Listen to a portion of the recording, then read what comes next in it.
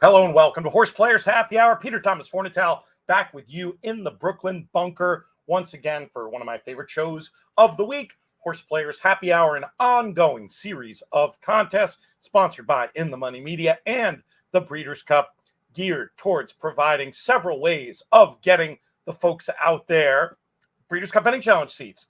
JK was on the run today, not able to join live, but he is going to join virtually. We've got some other special guests who will be coming in as well. So we're going to have a lot of fun over the course of roughly the next 2 hours. We've got Kentucky Downs for you. We've got Del Mar for you. First race, I believe, is going to be the second race at Del Mar. I sort of rushed on here in the end today, so I don't have all this stuff teed up. You'll have to forgive me, but we're going to get there. We're going to get there in the end. We always do. Yeah, as of right now, we've got plenty of time the next at Kentucky Downs, so I just need to find this Del Mar race and we can start yapping about it. But looking forward to what is always a fun show. One of the really fun things about this show is the ability to interact with you, the audience. Encourage you to let us know who you like in this second race coming up at Del Mar, and we'll talk about it. We hear a yo from Triple Crown Jockey Club. Great to hear from you. Where in the world are you, Triple Crown Jockey Club? Let us know. That's always fun to give shout outs to the different people in the different places who are joining us for the hour. And we're going to do we'll do a little bit of handicapping too. We have a pre-recorded feature from me and JK on, or JK and me sounds a little better, on the two big win and you're in Breeders' Cup races. That's another big focus that we get to on these shows from time to time, trying to share with you our thoughts on Breeders' Cup Challenge Series races, both ones that have been run and ones that are about to be run. Of course, for much more in this regard, you are free to check out all the programming over at In the Money Media, our podcast network, our YouTube channel. If you're watching via the Breeders' Cup YouTube channel, you can check that out. But let's get to JK and his thoughts on this second race at Del Mar that's coming up. If I can figure out how to cleverly promote him to the screen. Well, here, traditionally he makes fun of me. Let's see if he does that too. Well, I don't have anybody to start and stop my camera, so I might, I'm going to power through this the best that I possibly can. But hi, Pete, or hi, everyone who's on HorsePlayer Happy Hour. Pete's probably in the bathroom. He said that he's been having some issues with his bladder, so he needed me to do these videos for him so that he could have a little bit of a break. Del Mar race 2 coming up right here. I'm not a huge fan of turnbacks and turf sprints. I think that it's just a completely different type of race. I think that you want to be forward, especially at Del Mar, where it's 5 furlongs, that flat 5 furlongs. I think it comes up very quick for turnbacks. So horses on the inside like Port Ellen seem to be a little bit against it, in my opinion. I'm ultimately going to land on the 7. Ainge and Ash is a horse who I thought ran well last time, and was doesn't have a lot of early speed, but there's not a lot of really fast horses in here that are making me a little bit worried about that. So I'm going to go with the 7, Ainge and Ash. I got some more creative ideas for you a little bit later. Is Pete back, or is he still in the restroom? He never left. I knew we could count on him. Bladder completely fine, by the way. But it is nice to know that I do have the opportunity. It is HorsePlayer Happy Hour liquids are being consumed. So, we may get one of those in at some point, but not quite yet. JK here in this second race at Del Mar, our first contest race, going with number 7. I will tell you, it's still not too late to play in this week's game. You have the opportunity, if you would like, to just go in there. I mean, you're not going to be doing a lot of handicapping at this point, but we have had people have success playing all the 1s, all the 4s. Perhaps a technique like that might be your best friend when it comes to this week's HorsePlayer Happy Hour. JK going for this number 7, Ainge and Ash. Hector Palma off the claim from Mr. Papa Padromo here. Horse catching money, that's for sure. Back down into, let me pop that a little bigger, 3-1. So the 2-runner is a significant favorite, but JK going with number 7 as they get ready to load here. Next race is going to be Kentucky Downs. We'll talk about that one. Prepare your thoughts for that.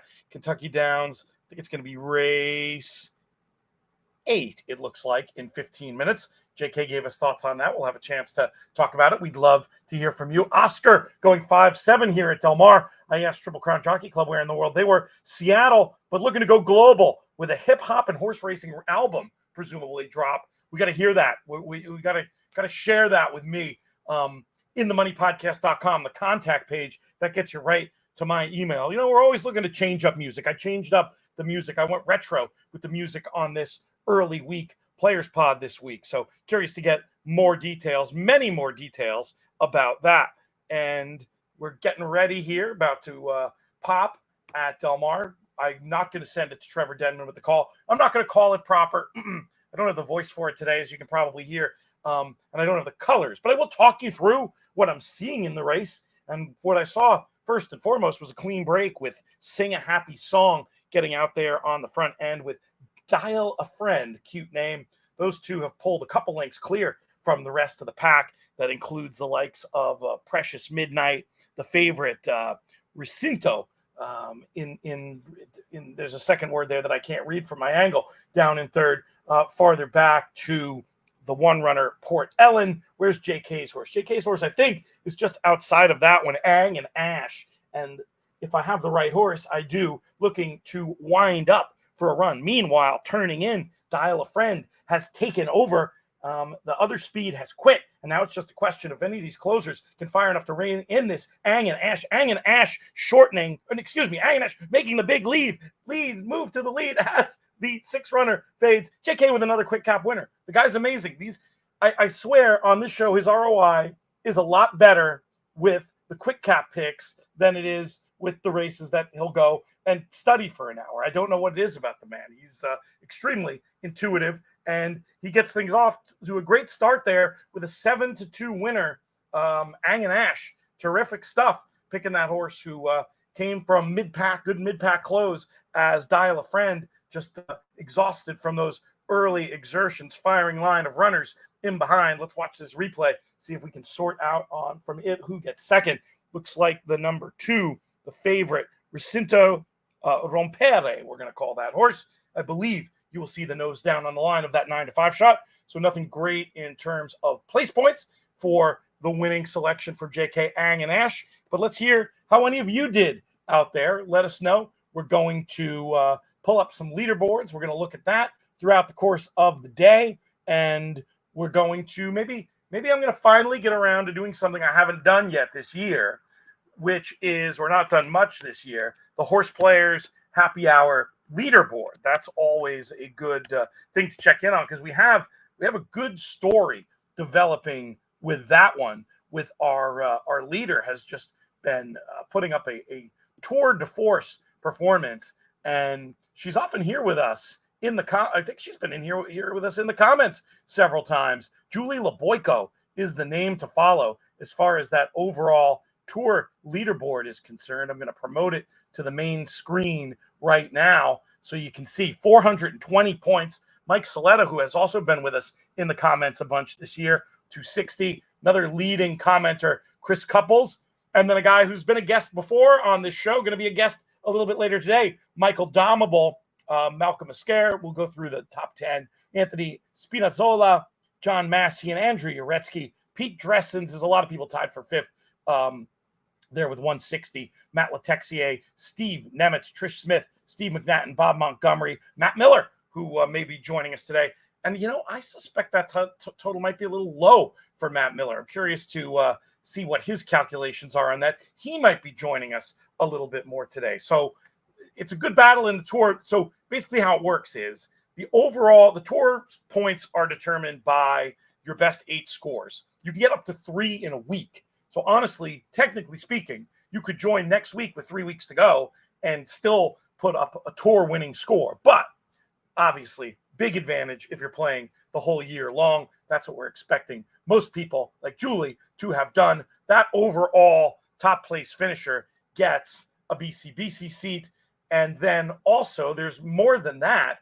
Those other top finishers, I forget what the exact number is, but it's something like 53 on the tour. I don't want to name numbers. Top finishers on the tour, as well as people who finish in the top 2 in any given week, go on to an 80-person tournament at the end of the season. And those 80 players will compete for a second BCBC seat. So the idea of it really is that you could play 1 week and have a chance to participate in this tour prize pool. It's cool. We're very proud of this format and excited that you're joining us. If you're just seeing the live stream and you haven't watched yet, you haven't played yet, you do have 3 weeks to do it. And then there are going to be qualifiers beyond that as well, which is going to be something that we'll be talking about. But basically, the third thing that we do here is this $20 contest is a feeder into the $179 Saturday qualifier. We'll be having that style of game with the proceeds going to charity in all these games at the end of the year. So we have a bunch of people who followed JK's lead. I'm sure they had their picks in before, but you know what I mean. You can see all the people with 1320 who had that runner, including Matt Miller. Good start for him, for somebody doing well on the tour. So we'll get into name checking a little bit later on. That's something that I'm definitely interested in doing. Here, though, what we're going to do instead is get to those pre-tapes with JK and myself talking about we're going to talk about these 2 win and you're in races at Kentucky Downs that are happening this weekend. I mentioned about the possibility of charity benefiting from this. Well, it's not a possibility; it's a reality. We've got 2 charity partners. Thoroughbred Aftercare Alliance is one of them, and Therapeutic Horses of Saratoga is the other. With both of those getting money from every dollar spent, instead of there being a traditional house cut, we've got those charities benefiting. We've had the pleasure of hearing from Kim Weir from Therapeutic Horses of Saratoga a few times through the meet. Always a pleasure to get to visit with her. All right, let us go now to these videos, or this video with us talking about Kentucky Downs. We'll hit that now. It's the biggest day in Kentucky Downs history on Saturday with $6 million stakes. 2 of them are Breeders' Cup win and you're in races. PTF and JK here in this video on the In the Money Media YouTube channel to talk about them with you, offer our tips. We're going to do that at the end after we talk through the field a little bit. JK, let's start with a horse that I think is a favorite you might want to take on in this Kentucky Turf Cup win and you're in action for the Breeders' Cup Turf. Integration. He's a really cool horse, but he's never gone this far. And he's one of these horses who, to this point in his career anyway, the enthusiasm in the market seems to have outstripped his actual accomplishments. Am I underrating him, or does he deserve his place as the 8-5 favorite in this field? No. I mean, he hasn't won at Kentucky Downs, which is something that I like to give a lot of extra credit to. He hasn't gone this far. He was beaten last time, and he hasn't run overly fast. He's a West Point horse that's likely going to be overbet. I can keep going if you want me to.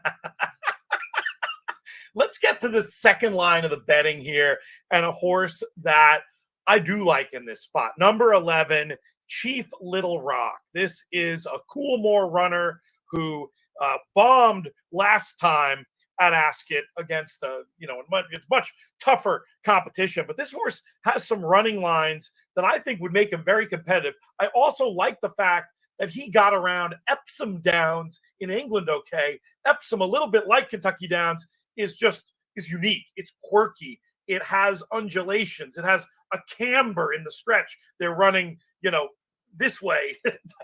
The horses have to be able to handle a lot to handle Epsom. He handled it. The horse that beat him, Bellum Justum, came back to be very, very impressive at this Kentucky Downs meet.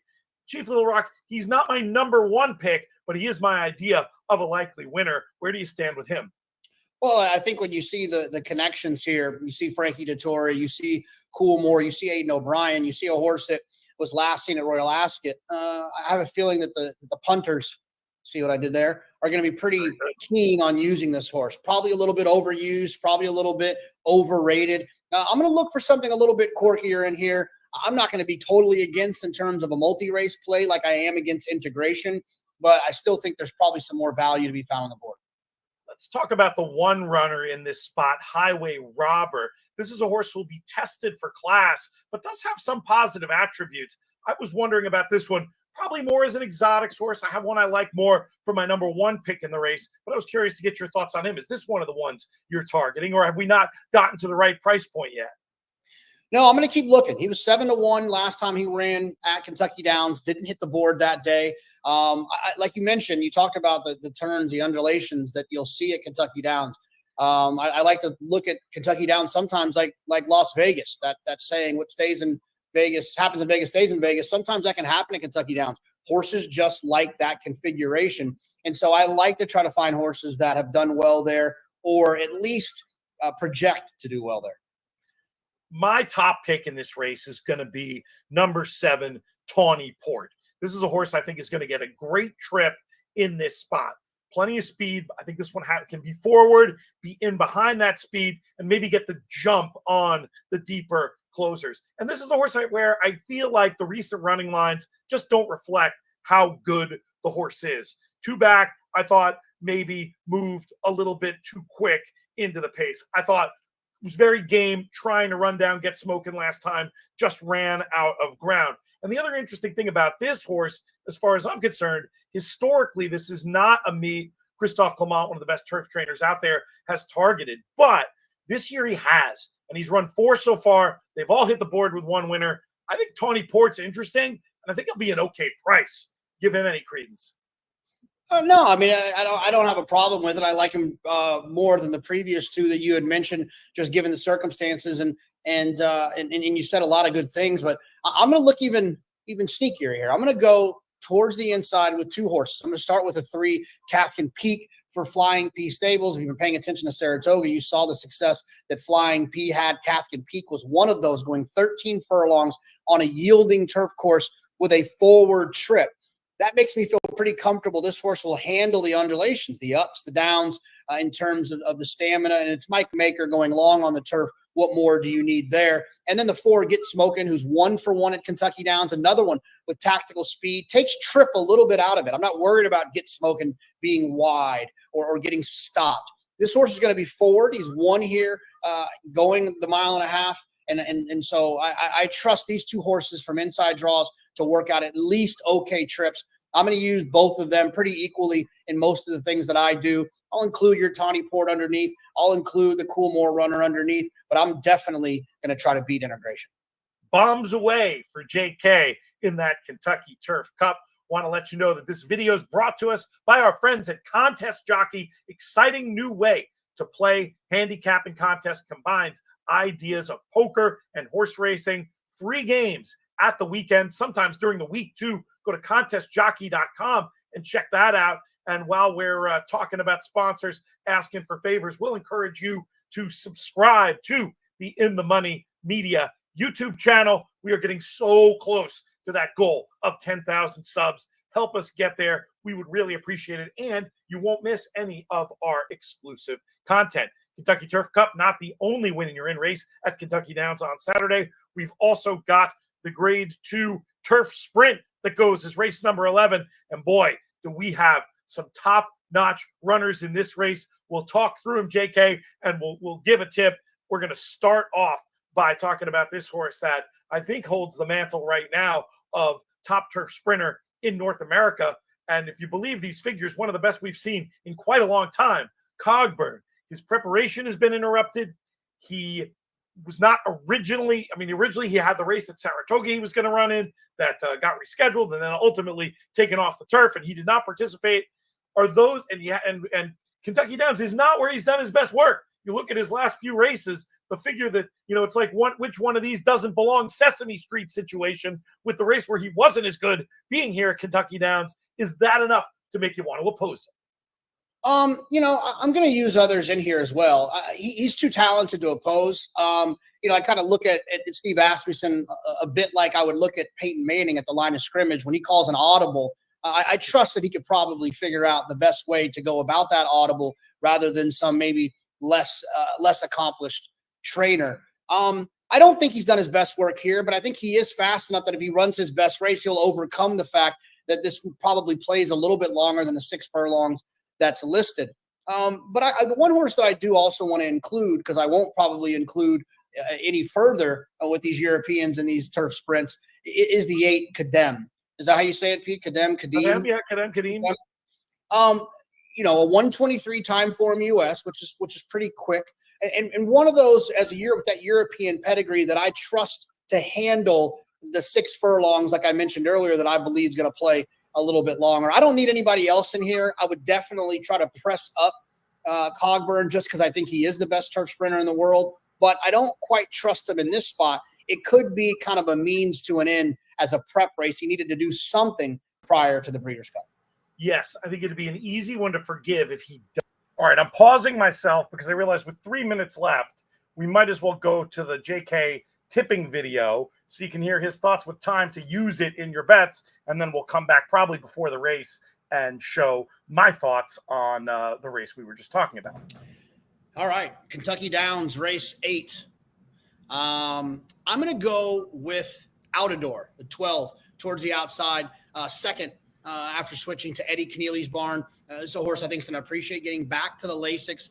Also one who got hooked in a very, very fast pace last time. And I think that's definitely something that you want to take into consideration. I think horses that get stuck in fast paces and can still run on well enough are some of the best bet backs around, because people will see their finishing position, think they didn't run very well, and I actually think that he ran a little bit better than it looks. Where's this horse at? There he is. The other thing, too, he's won twice here at Kentucky Downs.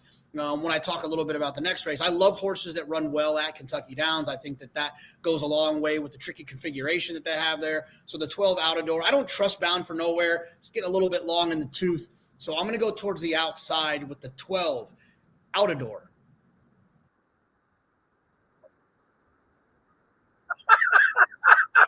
I wish I had left that on. That's unfortunate that I didn't catch that. All right, let me see. We still have another minute. JK going with Outador. Let's get back and we'll finish the Weah video that we were doing before. If I can just hit the right buttons, it'll work out beautifully. Doesn't win. Let's put it that way. Kadem, my fear on this one, and this was a note that came from Rob Dove, one of the top 10 pro punters in the UK today, is that he seems to think he might be a bit of an Ascot horse for course, especially the days he's done well have had headwinds and have sort of flattered him in certain regards. If he runs his best race, he's got the class. I'm not saying he can't win, but that did make me, looking at some of his form at other places, did make me worry about him just the littlest bit.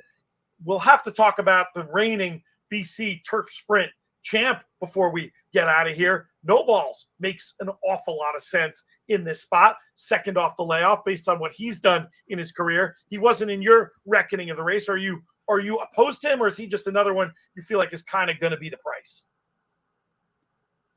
We lost you, JK. We got you muted. It wouldn't be a show without the mute button.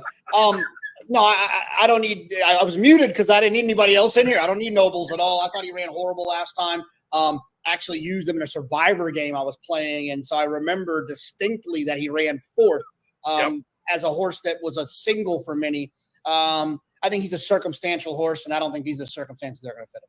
I will throw out a 30-1 shot for you. You went bombs away in the other race. I'll go bombs away here.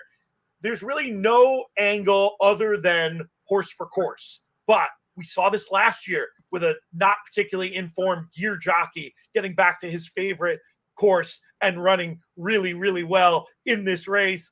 I think he's worth including at what should be a big price, despite the 11th place finish and being off for 300 days. There might just be something about this place that he likes. He'd be another one I would definitely want in the mix as well. I'm not as down on No Balls as you. I could see throwing in a horse like Witty for a penny, potentially. And I might just let, in shorter exotics, might just let Cogburn beat me in this spot, thinking maybe it is more of a means to an end.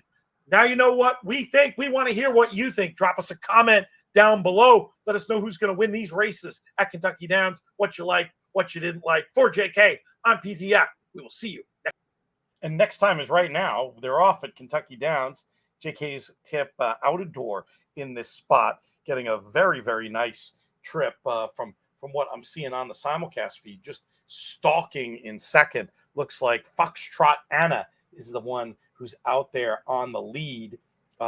This 6.5 furlong sprint. They are in the lane. You can see a lot of pushing and driving as they go to this head-on view, and Altador sticking on very nicely there towards the top of proceedings. But there is a line in behind, and the two-runner just came out to make a run. Implementation, and I think that one is just going to get Altador on the line. Looked like 2:12 to me, but it's Kentucky Downs, so I want to wait and see a photo and make sure. But those look like the ones. Appreciating the comments coming in from Chris Couples. I put the one up there about him giving plaudits to Julie. Let's see who he's talking about here. Okay, this is a tip for a race that we just saw. So we don't need that one. Chris, always so good. One of the few people I'll just pop his comments up there without even having to look. But yeah, it does look like this is going to come to 12. Let's see. There's some talk about fierceness in the comments that I'm not going to share. I don't know what that means. That's okay. Wow, that was interesting. I watched the break at Kentucky Downs. Oh, no, it's because the camera is at an angle there. So the head-on is not a head-on. I was like, it looks like the whole field's getting out. That's just the angle of the camera. It is fun. It's going to be fun with all the money the track is bringing in just to see the continued improvements. I mean, they've come a long way in terms of the TV production for sure. But definitely still a little bit different when it comes to the view you're going to get there. We'll do an updated leaderboard in a little bit. We've got 11 minutes to Del Mar. We've got another Jonathan video. Why don't we get to that? Let's get his opinion nice and early for this Del Mar race, and at that point we'll be able to discuss it ourselves a little bit. But let's see what our man has to say here as far as this race number 3 goes at Del Mar.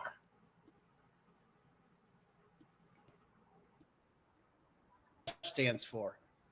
I'm sorry, that wasn't very funny. That's it was pretty funny. He wants that one back. He wants that one back. Del Mar race 3. This is a situation where it feels like the 1, 2, and the 4 all kind of look the same to me. Kind of even runners when you look at their pace figures. And one of the things when I'm looking for horses to stretch out, I want horses that have the same pace figure range as their final figure. So, for instance, let's just say their pace figures are 80, 80, 80, and their final figures are 80. That tells me that the horse is running very efficiently, very even, and looks like a horse that shouldn't have a problem stretching out. The 2 Clampet's obviously going to take some money. The 4 Elector going to take some money. But I'm going to go towards the inside with the stretch out and the 1 Ready to Pounce. A horse who ran extremely well last time. I thought sneaky well for Phil D'Amato in a style in which he feels like he's going to stretch out. Going to 6.5. First for Phil D'Amato. He just basically ran the same race throughout that 6.5. So I'm very, very hopeful that he'll appreciate the added distance. He's got the inside draw to be able to save some ground, which should help when, if you think about it from a geometry standpoint, when they turn for home. So I'm going to land on the 1 Ready to Pounce. All right, good stuff from JK. He somehow got his machine. He got his camera turned off a little bit better there, Ready to Pounce. I love that angle that he brings up about the efficiency in the pace lines. He's referring to Timeform US specifically there. So that's where those pace numbers are coming from, which you can also access in the DRF Formulator PPs. They are now out on the track for this one. Ready to Pounce, the 7-2 favorite. Clamp it 3-1. Current favorite is number 3, Zimba Warrior at 2-1. The 4, Elector, 3-1. You can take out the 5. Mitico, number 6. That's your rank outsider, 20-1. And then number 7, Clouseau, a great name. And I was hoping there would be some sort of, so distorted humor for Clouseau, good. but then I was hoping there would be something French in the name. But I guess Peter Sellers is English, so English Garden by Bernardini. Maybe the name does work. Pretty funny. Chris saying he had some struggles with coming up with strong opinions in the contest today, but sometimes you never know though. Sometimes you struggle, you reach for a price, it comes in. We'll see how it turns out for you, Chris. That's very funny. David Pierce, we're betting the house. Green Bay will not win tonight. They're not playing, so that is a very, very safe one. We had a Del Mar opinion. We have a tip for number 4. That's Elector, one of the ones JK made sense, though he did prefer number 1, Ready to Pounce at the end of the day. What do we got? We have one more. We have one more video later from JK. I don't really have any other filler stuff. I'm just going to chat with you all for a bit. I thought that maybe one of our guests would be here by now, but that's okay. We'll make it. We'll make it work. We always do. Yeah. If anybody has any opinions, we just played our video about the sprint, the grade 2 sprint that is a Breeders' Cup win in your in race, and also the Kentucky Turf Cup. If anybody in the comments has opinions of who they like in there, I think they're interesting races. I mean, just because it's Kentucky Downs, I don't think it's as simple as Cogburn and the other favorite. I was thinking made sense to actively bet against in the form of Integration. Hasn't been this far.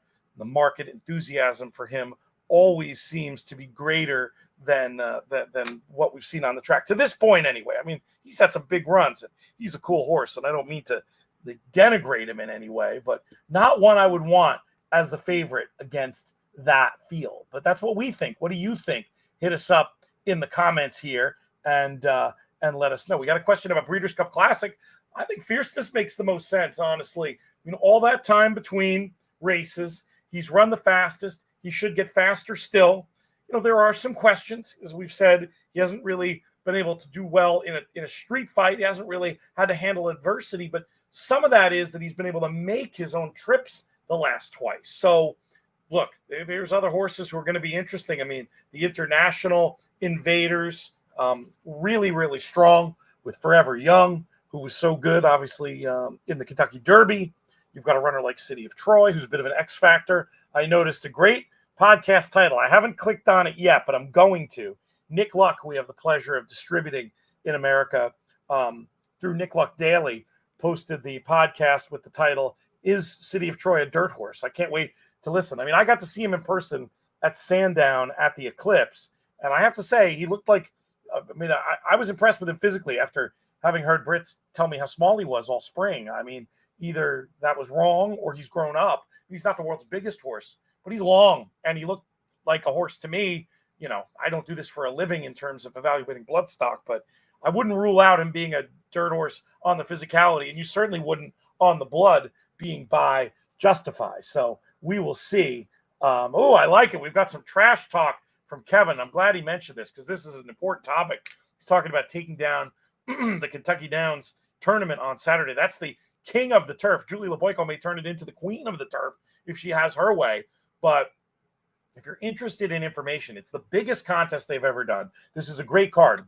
JK and I earlier in the show talked about the 2 win your in races, but there's 4 other stakes. All of them are worth $1 million. I mean, this is one of the richest cards you'll see anywhere outside of, Saudi Arabia and Dubai on their big nights. It's incredible racing. And there's going to be this handicapping contest. You can get all the details. It's a bigger money one. I forget what the exact buy-in is. Is it 3,000? It's something of that nature. InTheMoneyPodcast.com. I actually set up the pretty link both ways. So you can go InTheMoneyPodcast.com/King Turf, or you can go InTheMoneyPodcast.com Turf King. Hey, I might as well pop it up here and show everybody. This will take you to the rules. You have a lot of different ways to play this one. On Express Bet, you can play right up to the start of the first race. But the other ADWs taking this, and they are 4NJ Bets, TVG, and HPI Bet. And for those, you do need to pre-register, which means the day before by 3 o'clock. September 7th, obviously, this Saturday. It's $2,500 per entry. So $1,500 for the bankroll, $1,000 towards the prize pool. I interviewed Brian Skirka for the show the other day. That's actually hasn't dropped yet. It's going to drop on Friday. But he said they were up to 55 yesterday. I think they're going to easily cruise past 100. And the prizes are great here. The winner is going to get an entry to the NHC and BCBC. In addition, this is really fun. You get a special designation, National Turf Handicapper of the Year, which means you'll receive the Global Tote King of the Turf Championship belt. We're talking about an AEW style. See what I did there? Belt designed like a, like what you'd see the champ wearing there. And I love this line in the copy: guaranteed to earn the recipient the respect and envy of fellow tournament players. I love that line because that's what it's all about. And that gets back to some of the trash talk we're seeing here. And we can see Chris Couples wants it. He wants the belt. I know you'll be playing. I'll be there in Nashville on Saturday. If folks are around, would be great to have you come say hi. So let me know. Chris Couples pointing out there's also a Twin Spires contest. Their Breeders' Cup betting challenge seats in that pool as well. I would say if you're picking one or the other, this King of the Turf seems to have a lot of the bells and whistles, but we've seen multi-tabling in contests like in poker where you're playing more than once, and you'll see what happens. So Dean apparently likes the international runners. So for Forever Young and City of Troy, for him, we'll see. It's always going to be hard to see how they're going to handle conditions. I think if the real fierceness shows up, it's going to be tough for everybody. Let's see. Oh, here's an interesting tip. This was a horse that got some love on one of the shows. I think it was JK. Grooms All Business. Hoping Portnoy doesn't take too big a position. Dave Portnoy been betting a lot of money and moving some markets around for sure. Dylan Davis, what a Saratoga he had. I mean, there were so many jockeys that did well, but from a betting point of view, a jockey who rides that many and can have a positive ROI and that high of a strike rate, it was an amazing meet for Dylan Davis for sure. Chris is thinking about coming, loading up the kids and taking them. Yeah, I mean, they do also have that tailgate area, assuming you don't want to do the fancier racing area, Chris, with kids. There is a tailgating area. It sounds like a lot of fun. I believe I'm going to be pressed into service doing some stuff media-wise, so I'll be up at the main campus. But Chris, reach out to me. You got my number. And anybody who wants to reach out to me anytime, inthemoneypodcast.com, that contact button goes right to my personal email. So feel free to reach out there as well if you want to have any messages for me or trying to meet up at an exciting place like Kentucky Downs. Yeah, I'm pumped. I'm going to fly into Nashville in the morning. I'm meeting a good friend who's actually I met through the great Harvey Pack, Jeff DeVasher. Going to be meeting him, do a little brewery tour, meeting some friends for dinner in Nashville downtown, and then boom, it's only a 40-minute ride the next day to get ourselves up to the track. I don't know if Jeff's going yet. Maybe he'll be my Uber. If not, I'll just take a regular Uber. In any case, very excited to be heading down to Kentucky Downs for this biggest day in their history. Feel free to anybody who's watching, send us your thoughts, and we'd love to hear what's going on. Let's see. So Kevin's hoping that the field gets divided and maybe it's not as hard. I got bad news for you, Kevin. A lot of the best players are going to be shooting for that big money at Kentucky Downs. I mean, it doesn't suit every player's style of play because, somebody like Jonathan is a good example. He loves to be able to figure out, really lock up races and just crush combos. And I do think Kentucky Downs lends a little bit more to the out-of-the-box, creative, hey, I'm going to take a shot on this 20-to-1 shot kind of a thing. So it'll be interesting to see how the contest plays out as they are off at Del Mar. JK's ready to pounce, getting a nice little run through on the inside. It's a funny looking configuration. For a second there, they looked like they were 6 across, ready to pounce at a good spot down on the inside, but the current leader is number 2, Clampett, with the 4, Elector in there behind JK's ready to pounce. I think that's probably in third by a nose on the outside of that one. You see that rank outsider. Let me make sure I'm pronouncing that horse's name correctly. I think I am. Mitico there, farther back for Zimba Warrior and Clouseau at the tail of the field right now as they approach that turn. Clampett still in control of things, but Elector breathing down his neck. Ready to Pounce, maybe just being niggled at a little bit down at the rail in third. We'll see if that one on the stretch out has any response. So the niggle is becoming more of a pump for that runner. Mitico in behind, a run coming from Clouseau, splitting horses towards the back of the pack. Ready to Pounce, maybe picking up gradually. Back at the front of the field, Elector has made his way to the throat latch of the longtime leader. Clamp It is going better than that rival. Ready to Pounce, moving out into the three path and looking to be picking up Clouseau, trying to continue that extended run from the back. But here's JK looking for a second winner and a second place finisher as Ready to Pounce takes over rather easily in the end. Not much resistance being offered by Elector, who's now back behind Clamp It. Interesting to see Clamp It maybe carried a little bit by the inside of the track there late on. That's the one who's going to get second. But this was all about another winner for JK. Ready to Pounce looked like about 3-1 in the end for this one. We'll get you some prices. We'll update the leaderboard and do all that fun stuff. Yeah, that's it. I mean, if he bet like this in real life, Chris, he'd quit. He'd be off in he'd move to the Amalfi Coast full time. Oh, he's like watching, asking me if I'm laying the wood with the Liberty tonight at minus 350. They've been so good. I wouldn't tell you not to do it, but it's not exactly my kind of price. It's been fun though, pairing very into sports in general. My 11-year-old daughter, WNBA of particular interest, but not exclusively. We went and had a wonderful day at the Padres game, Petco Park, on Monday. Had a ton of fun, got some great seats with my friends Lauren and Austin, some Beer World friends from out there. Lauren's a bartender at Pure Project, where we filmed a lot of stuff over the years up in Carlsbad, and it was great. Austin, a big lifelong Padre fan, so it was fantastic having them there. And that game I did bet. Stu, and it worked out very well. Use the Cut app to good effect there. They're not even sponsors anymore, but I'll give them a little bit of free plug ahead of the NFL season. Cut, K-U-T-T. We even still probably have a promo code you could use, ITM24, to get some sort of bonus when you sign up and tell us you sent them. But really exciting new way to bet sports that might come in handy, very handy with the NFL season starting tonight. Chris also asking, I hate doing that to people when they've given the tip and I don't get it before the race and then I get it after. But sometimes when I'm by myself here, I'm just clicking buttons. I'm not going to be by myself for long.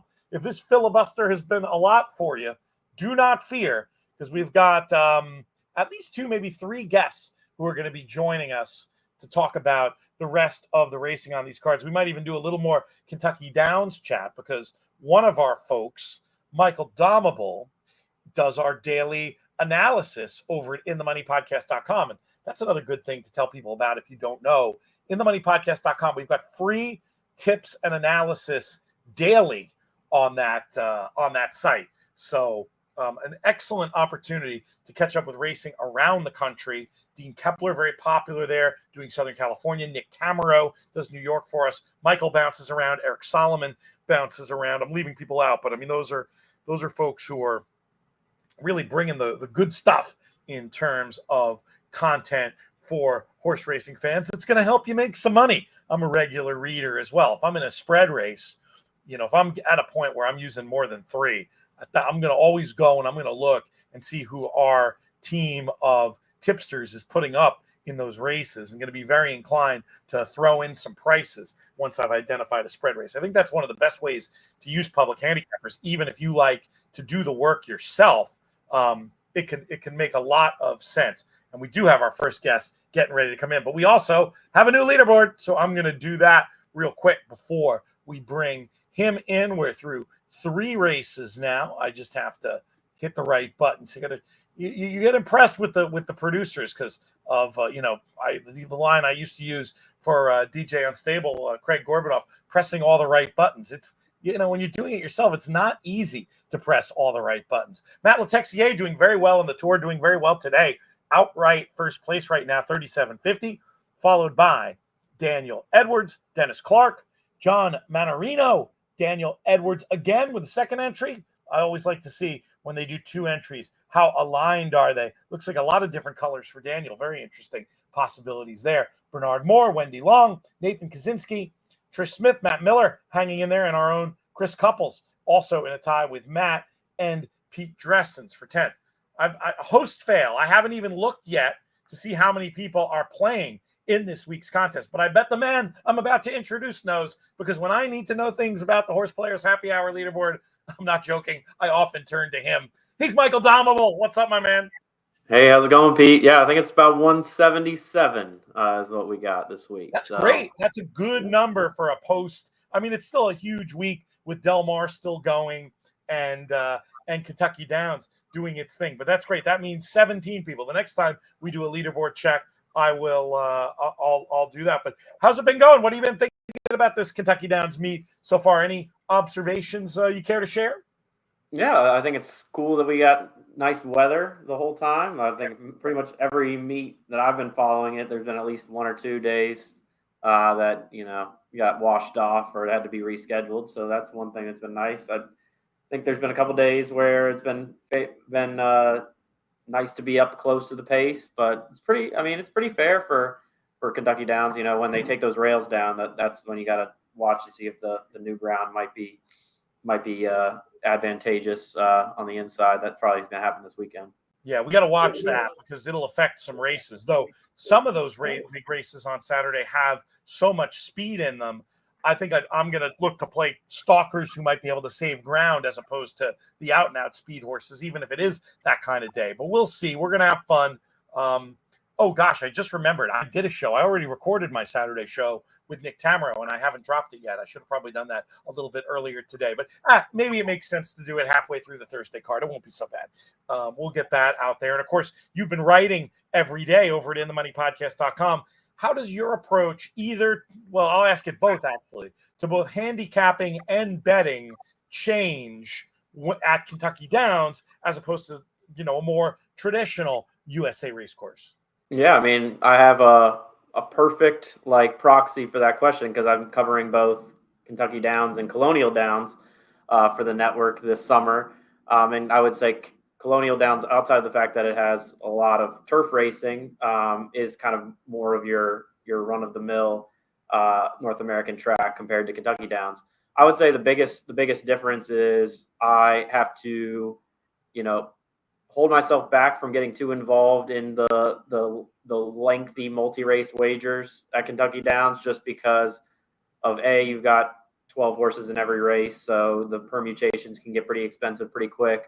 And B, it's pretty easy to get knocked out by a wacky long shot that you never would have had in those races versus being able to kind of hone in on a couple of combinations in a more traditional track. So I'd say that's probably the biggest difference. Now, unfortunately, my hesitation to playing the pick 5 at Kentucky Downs prevented me from hitting one on Sunday where I had all of my A's in the late pick 5 that could have hit for 11,000. Oh my God! But we did have a nice 22-1 winner on top, so that at least softened the blow a little bit. You've been crushing it there. Yeah. What I would say is the opportunities are so great in those lengthy pick bets. I think the ideal thing to do, and if Matt Miller turns up on the show, I'd like to ask him his opinion of this, but I already know he's going to like it, would be almost like to try to find some friends and pool on that so you can keep that spend is necessarily going to be high. But if you can keep that spend relative to what you're doing in your own pocket manageable, you could still be eligible to participate in those bigger scores. But it does seem like one that might be a good opportunity for a team, an Avengers style team up. What do you think? Yeah, I think that's one way of doing it. The other way of doing it is don't be stingy and bet all your A's every time if it only costs you $25 and you don't have to worry about it. You didn't mention that inexpensive of a ticket. But I mean, generally speaking, if you're looking at all of those, it's going to be difficult. Yeah, I mean, if you're trying to play multiple tickets and have backups and things like that, you're gonna balloon pretty quick. Yeah.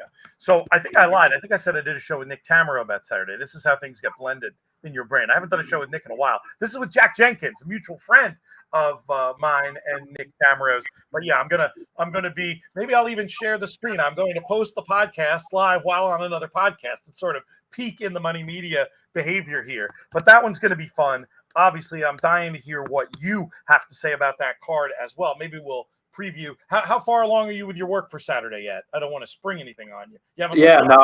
I'm working my way. So Colonial and Kentucky Downs are running simultaneously this week. So you've got Colonial and Kentucky Downs today. You've got Colonial tomorrow evening, and then both of them on Saturday. And so I've got a podcast I'm recording with Mike Probozzi and Will Humphrey for Colonial Downs. They have an all stakes pick 5 and an all stakes pick 6 on Saturday. So that's kind of the card I've been focused on first. And then we're recording a podcast for the early pick 5 at Kentucky Downs on Saturday. So probably sometime tomorrow, I'll make my way through the Kentucky Downs Saturday card. Excellent. Well, people can get your opinions later. If you were all capped up on it, I was going to bother you for a thought or two now, but we don't need to worry about that. We've got another guest going to be joining us shortly. God, is that Steve Goldberg? Is that who that is out there? I'm looking in our green room. We'll get there shortly. Let me actually, Michael, I'm going to let you take a quick break. I'm going to bring these jokers in, and then we'll all reconvene. We've got 7 minutes to race 9. So I'm going to bring these guys in for 2 minutes, bring you back. We'll hear JK's thoughts. We'll hear your thoughts on this race. But let me see what's going on here out at Del Mar. How are you, Pete? I'm looking all over for you. We got room at our table. Look at the camera, Steve. Steve We got room Goldberg at the table, man. Where are you? I'm in Brooklyn. I'm home. How are things going out there? Things are great. Yep. Do you have another show good. parlay? We had that good show parlay last Thursday. Are you That's getting where back we're going in today, man. We're going to start it up right now. I love it. Well, who are you going to use? Did Frank give you a horse? No, what do I use in this? The third race? Is it the third or the fourth? The fourth here. Who you got in the fourth? The nine. It's a lot 9 harder. horse. The 9. Okay. Last week we ran it through 3 races or 4 races. That's a little easier than running it through the rest of the card, but it's good to see your face, my friend. Now. Good I to love see it. You, brother. I love it. Good to see All you, right, man. Frank. And Frank, we're gonna do Kentucky Downs. Perfect timing, huh? we got a table out there. We got a table. In the stretch run. Where's he sitting? He's showing me the ticket right now. Yep, the stretch run trackside dining. I'll That come was say very hi. nice. Wow. On All a right. warm day, very, very nice. So, Frank, here's what I'm going to do. We've got a race at Kentucky Downs coming up before you. So, Michael and I are going to go through that, and then we're going to bring you back in. No worries. Right. I just wanted you to say hi to I thought Steve. I saw Goldberg's mug, so I had to come to you early. When you're out to when you make your triumphant trip out to Del Mar, Michael, we've got to get you to our table at the Pacific Coast Grill. Yeah. You're racing all day. You go there, you watch the sunset. The only problem is if he hooks you up, you may have to give him horses for his show parlay. But it's there are worse things to have to do. So yeah, I have the Pacific Coast Grill up on my Safari browser. I'm waiting for the ability to make a reservation for the Friday of Breeders' Cup. So I'm excited to get over there. You've got that covered. You just come sit with me. All right, yeah. All right, let's hear what JK has to say about this one, Michael, and then we'll bring you in. All right. I don't know the chronological order of this, but I think this is the last time you'll see me. Typically, I'm drinking a beer, but since I recorded this in the morning, I'm just having water. Where? I actually have a couple of opinions here.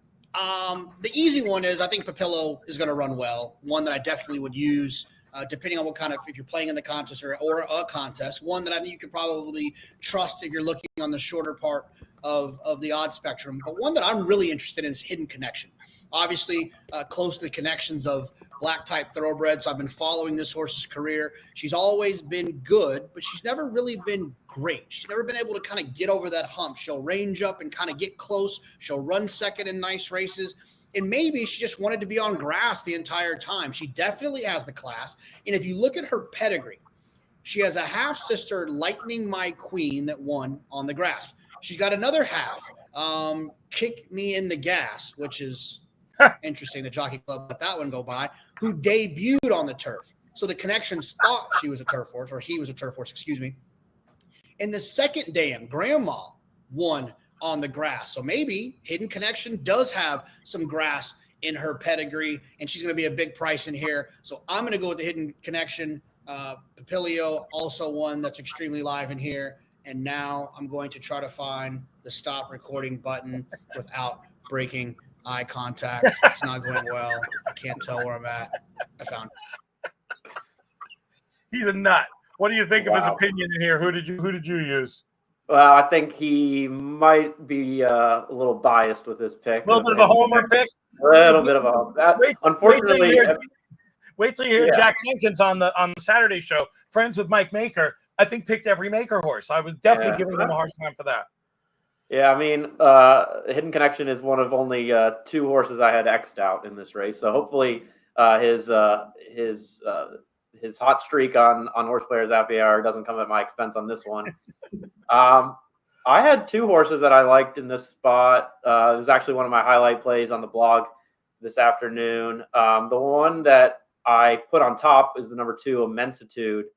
And if people aren't familiar with Wathnan Racing, they're going to get familiar with them pretty quick. So I definitely believe that, they've come to play. Anytime you've got the financial backing of the Emir of Qatar, you're going to be able to pony up some big money. They've won a bunch of races at Ascot, and now they're starting their sights on domestic racing. They have Subsanador who won the Island, but this horse I think is going to get a good trip. Covered up inside, hasn't been covered up in either of her trips or any of their trips in America so far. So I like Immensitude. And then the long shot I threw in is Safine, who's sitting at about 14-1 right now. I think the blinkers on Luis Saez signals that they're going to be forward, and the change of tactics might help. So I split my entries 2 and 1 in the HorsePlayer Happy Hour, 2 with the 2 and 1 with Safine. Okay, excellent. Is that a typical thing that you'll do in this spot? I mean, we've talked about that idea of weeks where you're trying to just, really up the tour points and you'll use all 3 on the same. But typically speaking, if you're divided, that's the kind of combination you'll play. Yeah, well, I think my strategy is going to have to modify a little bit coming down the stretch here just to try to catch Julie. Because, I mean, I'm double qualified essentially for the postseason with the way the tour points are shaking out right now. So it's all about trying to catch her in the balance of the regular season. Yes. So basically what I did with these entries is I put, if there's 7 races times 3 entries, that's 21 selections. And I probably have about 16 or 17 of them are the same across the entries. So just splitting a couple times where I was like really torn between two prices and hoping that I can get everything else and move up into contention and either get a couple notches at the same time versus trying to get them all individually every week. How would you rate Julie's chance? I'm sorry, you cut out there, Pete. I think Julie's chances of winning are very high. Gotcha. If that's what you asked, I think. Yes, that's what I asked. Yeah, I think I would put her at probably 2 to 5. Wow, long odds on. Odds on. It's just tough to get. I mean, unless someone comes in with the strategy that I am broadcasting to the world and runs runner and gets about. I think you can get about 270 points in a single week if you win the contest and have 3 of the same entry. And so it's probably going to take something like that or a back-to-back winners or something like that to knock her off. But I'll be one chasing, that's for sure. You got to try. I mean, for a lot of people now, it's trying to get position to advance to the tour, the playoffs, that field of 80 at the end of the year. You're confident you're going to be heading there fully barreled? Oh yeah, I'm very confident that there'll be 2 Michael Donables running around in that field of 80, hoping to just dodge the cut line every week and make it to the final table. I think that would be even a longer shot would be to be able to win the playoffs 2 years in a row, win a field of 80 back-to-back years. So that's what I'll be trying to do. Most likely to try to cash in on HorsePlayers Happy Hour. It would be great. I mean, you've done such a good job of, leveraging your opinions and getting yourself, in these great spots, getting yourself into the contest. It's been great to see and appreciate your enthusiasm for the format. And you've also been somebody who has helped spread the word, because that's the thing. I mean, you're joking before about, giving away the strategy, but like my general thought on all this stuff is I don't know why that's still ringing when I told it to climb. Susan looking for me. clearly very aware of my work schedule. The thing about this is, if we want organizations to do things that are player friendly, we need to support them, and by not just supporting it yourself, but also talking about it on shows and getting other people excited. That's something you're doing. All right, we'll let you watch this race here. We're rooting for number 2, Immensitude for you, and number 7, Safine, who is out on the lead. Are you? Was that a predictable thing that Safine would be out there on the front? Yeah, I think that was the tactics. So, we put Saez aboard, and I think they added blinkers. I can't necessarily tell with the camera angles at Colonial Downs, or Kentucky Downs, but I think that was the play. Yeah, the blinkers on, and Saez, that means straight to the front. So that would be ways long shots win. A lot of times it's wire to wire. Yeah, I mean, 2 lengths clear here as they are somewhere on the back. It's always I guess no, they're starting the long turn in now, and you're being chased, it looks like, primarily by the 14. She's looking lucky, and the 4 Papilio, who JK gave a good shout to. But meanwhile, up front, as they're getting into the first stretch, not quite the dog leg yet, still in first, being chased by that 14 runner. She's looking lucky. You're both working hard here. You've got the aid of the running rail and seem to be sticking on pretty okay. Stride shortening now a little bit. Gonna have to pull this out to keep the on-rushing charge off, and I think you just did. I think you just got there. Very exciting stuff. In the end. Nice long shots. Yeah, nice pick there. What price in the end? Well, I don't know off of. I think about 12-1 based on my 12s in the end. Very nice. So took a little bit of money, but certainly going to put you in a very, very good spot for this week. Of course, you said you'd split it now. Now you're wishing you'd just gone the long shot on all 3, but hey, you can't second guess like that. It was a very sound strategy going in, and one of your entries is going to be rocketing up the leaderboard here as we finish our action at Kentucky Downs. Or do we have one more? One more. Yep. We got one more at Kentucky Downs. I didn't get a third video from JK because I figured you could handle the last one. I didn't want to make him work that hard. You saw how he was struggling with the on-off button. I didn't want to overtax his brain with a big weekend coming up and NFL action to worry about. So we've got 5 minutes to race number 4 at Del Mar, and it looks like our Del Mar regular guest is ready to pop in and join us. Michael, we'll leave you in here because obviously you handicapped this race as well. But here's Frank Scatoni. Frank, what's going on? Hey, Pete. What's going on with you? Things are good. Have you met Michael Domable before? I haven't, but I've been enjoyed listening to your conversation. So, hey, Michael, I'm Frank. Hey, how's it going? All right. We've got 6 minutes, actually, to this 4th race at Del Mar. What are your thoughts here, Frank? Did you get a chance to look at them come by, or were you wrestling with technology? I did not get a chance to look at them come by because I was bombarded with the Pacific Coast Grill crowd. You saw Steve Goldberg and Phil Berkowitz walk by. 2 guys that they're probably the 2 guys that we've known the longest out here, right? I mean, they were the first ones we met. The reason we came out originally. I worked on the book with Steve in 1999. His brother is Goldberg, the wrestler. And we worked on that book together, and we arranged a celebratory, we survived this impossible project. Not that Bill is not a difficult guy, but anybody who's working in that business while they're working, not necessarily easy. Jericho maybe being a notable exception. But anyway, it was a tough project, and we said we're going to reward ourselves. Once I learned that Steve had this restaurant at the time was even closer, a couple furlongs from the finish line. You could walk. You decided to tag. We were such at those. I'm sure we roomed together. You decided to tag along, and we had a great weekend. And there's a much longer version of the story that we'll have Andrew Brown. I love Andrew Brown repeat it, and just a little teaser. Zeppo Marks makes an appearance. So, but I had nothing clever in this race, Pete. Unfortunately, I was all about Willa T. I just think.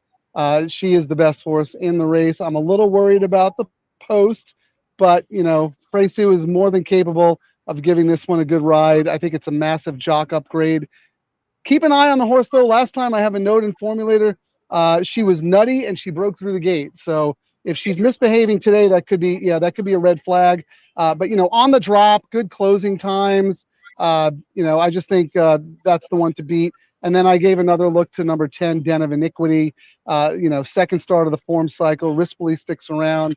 I thought the horse ran really well. Actually closed and ran on late in a race that had no pace at all. A minus 201 flow number. And you know how slow that is up front, Pete. So the fact that this horse was able to pass horses and finish second, that suggests a move forward today.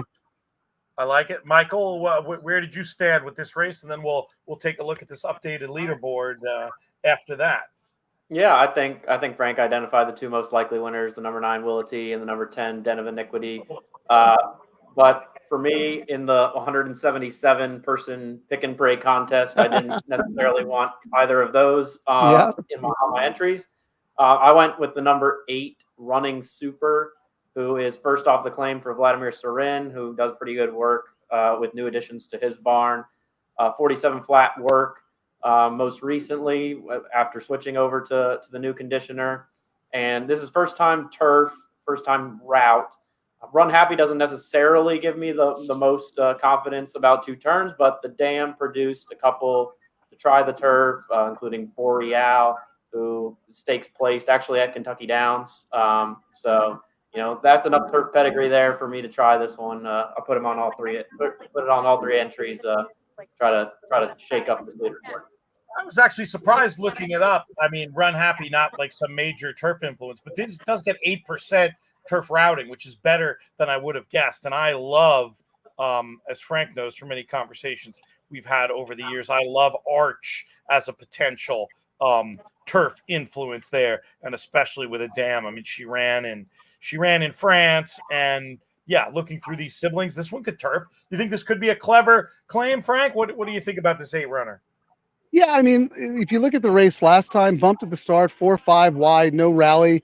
Not the horse's fault. You did not want to be on the part of the track that day.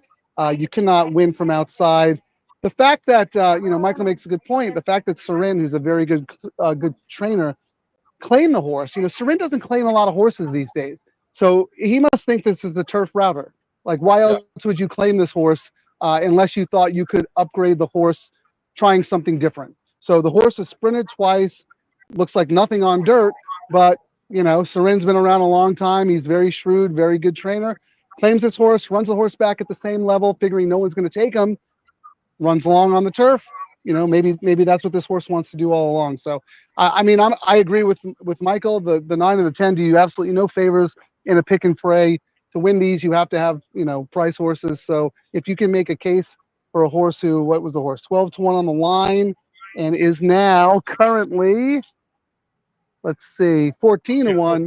You're going to get paid. So it's a clever pick. Again, I wanted to be clever in this race, but my brain didn't allow me to do that. Chris has the favorite as a lone A, the 9, and a try 9 over 10 over 1-7. And just to clarify, Michael's goal, the shorter prices don't help Michael with he's really trying to win this contest, get those 100 tour points, and make this a race with Julie Leboyko. When you only have to be in the top 10%, those horses could be extremely useful. So it just depends on what your goals are and what you're trying to achieve, as it is now post time out there at Del Mar. What else is going on? What are the vibes like? Are people pulling up stumps and getting ready to get out of there? Is it dead? It's a little quiet, but it's not, they're not ready to abandon ship just yet. So it's still okay. The mood is always a little somber because it's the end of the summer, the end of the meet, but the optimists are all saying, hey, 4 more days left. Let's go. We gotta, we gotta take some swings and make some money. It's also got to be a lot different when it's a Breeders' Cup year, because it's kind of like, okay, see you in 6 weeks, see you in 2. Right, we're back. Well, that was the biggest thing about the fall meet when it started. The end of the summer wasn't so bad because you knew we were going to be back here in November. Right. So that does lessen the sting a little bit. And yeah, you're right. With the Breeders' Cup, that actually makes it something to look forward to. So it's not too bad. But talk to me Sunday after the 11th race when I'm really sad that I have to go 3 weeks without being at the racetrack for me, because unfortunately I don't get up to Los Al, because that's when I need to take a mental break. Yeah, I'm sure. I'm sure all the work you've been doing for us over at InTheMoneyPodcast.com on the plus side with your Frankly Speaking column. You're ahead, Frank. We'll let you watch the race. I'll sort of talk to it a little bit, but feel free to ignore for a moment. I didn't get to the leaderboard. I guess we'll just do it after this race.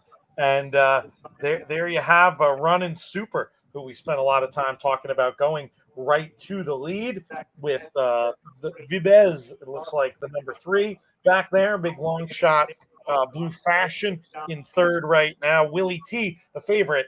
I mean, gonna have to be Mucho the Besto, because that was a 4 wide uncovered move on the first turn. Not in a horrible spot now, but that's something to overcome. That might be a recipe for getting a favorite beat. That quarter went in 23-2. Running Super still leaping and bounding out here on the lead. Vibez in a comfortable second place with Blue Fashion, that long shot we name checked before, back in third, 2 wide. Down on the rail, a big long shot with a horse called Matters, and the favorite Willie T outside of that one. Looks like going to be taking the overland route all along the way here, would Willie T be, but must say she is traveling okay at this stage. Horses being shaken up in behind her. The field have caught up to Running Super, who appears to be tiring down there at the rail, with the 3 runner now, that Vibez, taking over.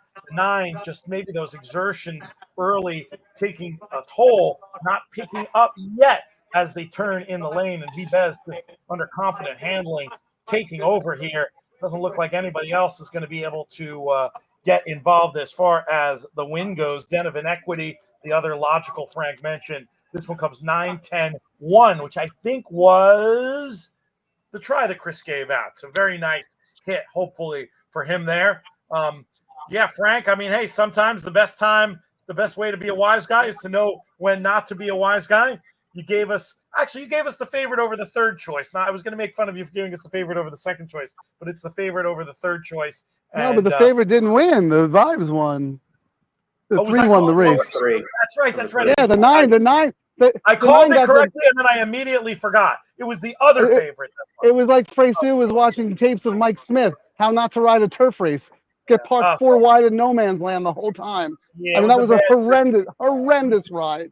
But look, you got the other maiden special weight dropper who wins. And, of course, look who the jockey is, Juan Hernandez.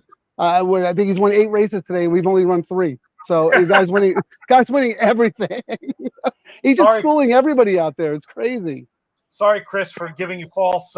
Hopefully, you were well aware that I was talking nonsense when I said you hit the try. Your approach was good. You just had the wrong favorite on top. You did get the right big price in third, though. So yeah, I'm sorry, Chris. I didn't mean to misspeak there. I'm a little discombobulated today. There's a lot going on, as we hear here in the bunker for a few days between San Diego and Nashville, which I was talking about how excited I am to get there.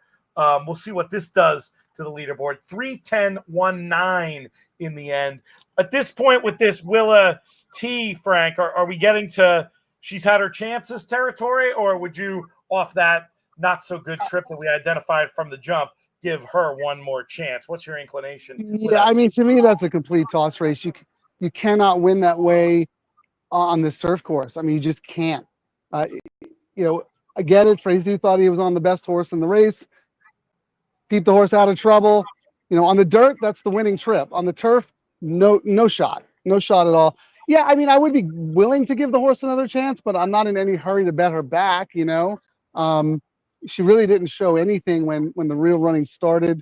Let's look at that last race. I know it was a maiden special, but Baltic Fire came back to run the other day and didn't really do too much.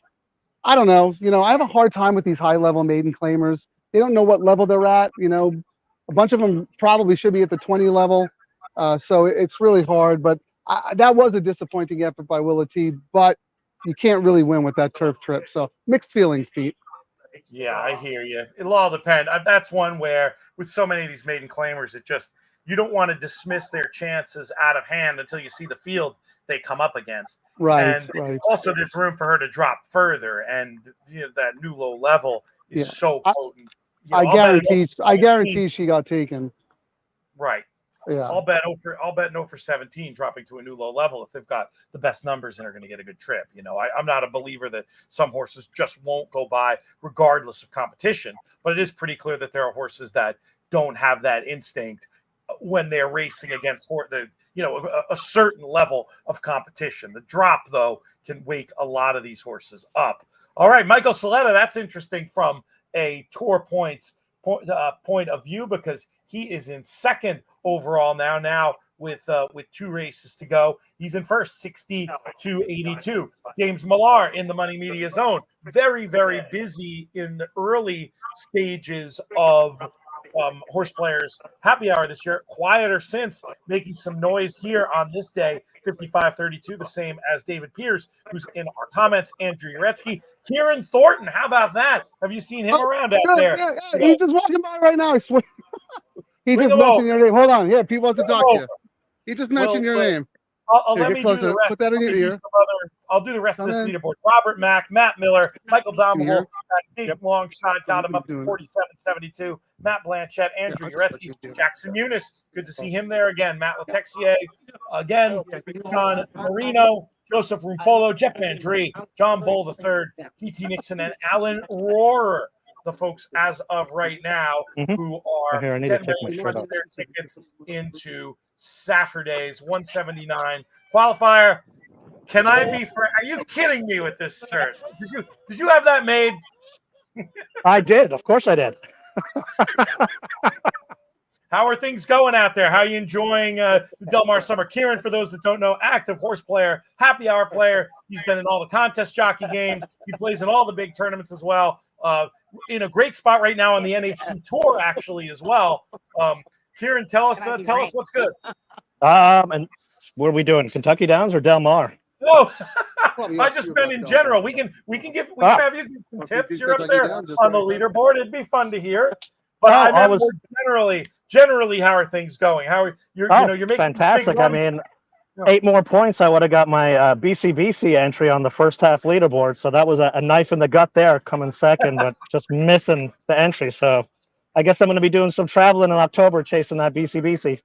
I was going to ask how serious you are about this NHC Tour business. I mean, do you expect to be dancing all the dances, or with where your scores are, do you need a different approach at this point? I'm double qualified now, so I think my focus is now where it should have been all along, BCBC. Gotcha. All right, I like it. Though, I mean, the NHC Tour is money if you can easily play in some of these big online ones. When you're where you are, it's not something I'd tell somebody at the beginning of the year, hey, you should chase this. But when you've gotten yourself into the position you're in, I mean, you at least need to look at the math here, don't you? Oh, yeah. I mean, I'll definitely be playing those big, the Friday tournaments. At this point where the scores I have, I need to be hitting those, the 400-person ones. So that'll be the focus going into next year for sure. And then, of course, the on-site ones as well. Yes, well, that's money. What I was wondering. If you might travel to a place like Keeneland that has a lot of tour points, that might. I think that is on. I'm looking at plane fare and hotels today, actually. It's no hardship to JK when he was chasing it the year he won it, went to all kinds of wild places, but certainly no hardship to make your way out to Lexington for a few days. Have you been to Keeneland before? Yeah, I went there for the Breeders' Cup. We had a couple of horses racing there a couple of years ago. It was a fantastic experience, and it's one of those. The town around it is. If there was anywhere other than San Diego that I was going to move to, it would definitely be out there for sure. It's pretty cool. Michael, I got to. I know you made your at least one trip out to Keeneland. Is that a regular on your dance card now? Are you going to be heading back soon? I wish I could get there every meet. Honestly, it's like such an awesome place. I've only been to Keeneland 3 times. I've went to both Breeders' Cups that have been there, and then I was there for the fall contest back in 2021. I think that's the time you're talking about when I met you there. But yeah, it's awesome. I would love to one year just spend the whole couple weeks in Lexington and just go to the whole meet. That would be. I have that on that's a bucket list item for me too, to spend an entire meet down there. Have you been yet, Karen, or did you say? Been where? Oh, I asked you. My brain is not working today. Let me ask you this: the Breeders' Cup Betting Challenge. What is your experience in it so far, Kieran? I've played it the last 3 years. I'm a long shot handicapper, and as you know, the last couple of years, a lot of the winners have, run their bankroll up betting on the favorites. And, it's probably, if there's an area of my contest play I need to work on, it's betting favorites. I'm always going to try and bet against them. And in the BCBC, that's not been a winning strategy the last couple of years, at least for me. No, I mean, I could see doing. First of all, you could be surgical and get right, but you're right. It's going to take your strike rate way down. But I mean, the idea of playing clusters of long shots in the right races could work. Is that a strategy you've considered? Yeah, I mean, the last couple of live money tournaments, I've started playing a little bit different, and I'm trying to get in the mode for BCBC. So I've been trying a couple of different things, using some more favorites when I'm doing doubles, and trying to try exactas a lot more, especially when I've got a good feeling. I mean, the one thing I hate the most is I find a long shot and then the favorite wins the next, and I didn't use that favorite in a double, and it could pay a few $100s, and that could be a big jump on the leaderboard. No doubt about it. Michael, what's your general strategy in the BCs you've played in, and are you thinking about changing it up this year, or how far ahead do you start thinking about these things? I don't start thinking about it until probably after all the preps are done, and then kind of once you kind of have a feeling of who's going to be in what fields, then I'll start thinking about it. I've played in 2 so far, zeroed out in both of them, unfortunately. But I think some of the different strategies I would have to take would definitely be to go all in on an opinion. Like, I kind of bled out on both of the last 2 times I played, and then I had at least one opinion in one of the years where if I would have stuck to my guns and gone all in, then I could have put myself in a good position. But here, grab this one. I didn't have that. I didn't have the cojones at that time when I was playing in my first BCBC. So that you live and you learn. I think that would be something I would be willing to do if I got a chance to qualify this year. Yeah, that sounds like a solid approach. And yeah, I mean, it is the kind of contest where obviously those kind of big pushes you're going to have to make if you want to win. But the prize pool is such now that I still don't think it's crazy for somebody to take. I mean, look, obviously the more optimal strategy is to play for the money at the top, but I don't think it's completely insane if you're betting that much money anyway, especially to bet it through the context of the contest and try to get in that lower rung of the prize pool and participate that way. That's also a valid approach, but it sounds like you're much more in it to win it these days than you would have been back then. Yeah, I think I concur with what he was saying too. I mean, those first couple of BCBCs when you play and you're going up and you're doing those gigantic bets, you're like, oh my goodness, Mm-hmm. And then, taking the big stab, I think you absolutely have to do it for sure. Let's talk for a minute while we have Kieran about this Kentucky Downs race, because I know he looked at it. Race number 10 coming up in 9 minutes. Oh, I have to thank you, Kieran. I was talking before about the Padres game on Monday and the excellent seating advice you were able to give. You saved me a lot of money, man. Oh, yeah, that's the way to do it. I mean, I learned that the hard way having season tickets. I mean, it wasn't, whoever sold them to me didn't get ripped off or anything, but it was good. It was good value for money and a beautiful day at the ballpark for sure. I hope your day at Del Mar was better than your day at Petco would have been. Yep. Oh, I like it. Getting back to winning ways. So that's what we like to hear. All right, give us the other option here. Kieran, if you need a minute to get, Kieran might need. Yeah, he's got to get his glasses on. He's getting focused. He's like he's ready to drop some bombs. So you got to give him a chance to get ready.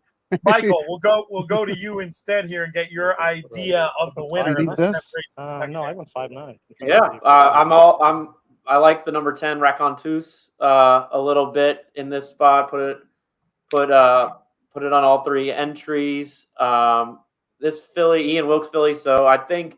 Her 0-for-9 record might dissuade some people, and I think that's what's currently happening, being that she's at 5-1 right now. But like, if I'm going to take an 0-for-9 runner, like Ian Wilkes is the trainer that I would want to take an 0-for-9 runner, because he's the type of trainer that they're just going to continuously improve every start. And if I look at her last start, she was wide in a race against Ellis, but still kept plugging on, and that was at 1 mile and a 16th. Now she gets to go 1 mile and 5/16. So the fact that she was plugging on through that race despite the wide trip makes me think she'll get the added distance. And Ian Wilkes, limited starters from the meet so far. They've all been big prices, but they've all run pretty well. And 3 have hit the board. None have been shorter than 8-1 on them. None have been shorter than 8-1 going off. Now I'm just kind of hoping that that the penny breakage is going to come in handy for me if she wins, that I can pass the leader in the happy hour contest, because or else I would be blocked going into the last race. Gotcha. Well, these are kind of the permutations you have to look at. I think that's an interesting point about Ian Wilkes, just as a trainer. In one of the examples in the Mike Maloney book, Betting with an Edge, he gives about a trainer whose horses he calls it the stair step pattern. This isn't exactly that. It's the idea of a trainer whose mounts you expect to continue to improve as they go along. So maybe gives you a little bit of hope with this 10 runner Racontus in this 10th race at Del Mar. Frank looks organized. Let's bring him back in, and we'll see if we can get Kieran's quick thought on this one. The way he said it earlier, I thought he had teed me up that he was ready to talk about these races. I put him away clearly. What's going on out there, Frank? First of all, have you seen this T-shirt? Can you read Yes, I backwards? commented on it. I commented on it. Okay. The answer is no. in case we didn't know. But here, I'm going to put him on because he did the race. Actually, I don't know why I picked what I picked. Only that, I'm looking at it and I'm like, okay, I was looking for prices. I don't have the form in front of me. And, as you know, sometimes you got to, especially at Kentucky Downs, I mean, yikes.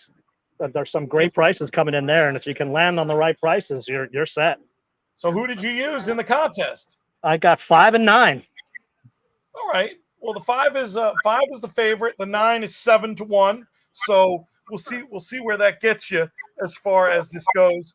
I thought that Michael made a good case for the 10 runner Racontus in here. We got about 5 minutes till this one runs. We'll see what's going on. Are you playing, Karen? Are you playing in the King of the Turf contest on Saturday at Kentucky Downs?